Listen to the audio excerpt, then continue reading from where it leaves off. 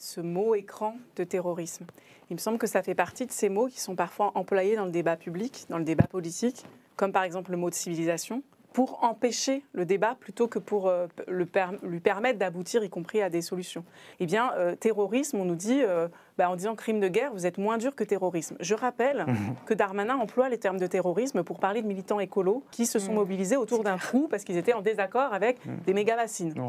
Et qu'à partir du moment où les opposants politiques deviennent à tout bout de champ des terroristes, à partir du moment où on devient nous aussi des soutiens défenseurs et qu'on participe à un terrorisme d'atmosphère ou djihadisme d'atmosphère, les mots n'ont plus de sens. C'est beaucoup plus fort de dire, voilà, il y a le droit international reconnaît des crimes de guerre, reconnaît des crimes contre l'humanité. Et j'ai été saisie juste de la difficulté à entendre des analyses formelles, des arguments, des qualifications scientifiques de qu'est-ce que c'est qu'un groupe terroriste, est-ce que c'est le même type d'organisation que d'autres, par exemple le parallèle qui est fait avec Daesh, on sait à quoi il sert, parce que vous faites le parallèle avec Daesh ou avec Al-Qaïda, vous faites le parallèle avec le 11 septembre, et bien finalement vous dites, du coup il faut faire comme Bush, il faut faire annihiler le terrorisme, et puis vous niez la situation de guerre coloniale et tout ce sujet-là. Finalement, ce que vous disiez sur les blocs au niveau géopolitique international, ça se traduit dans le paysage politique français par les arcs, l'arc républicain. Et donc c'est ça, vous choisissez votre camp,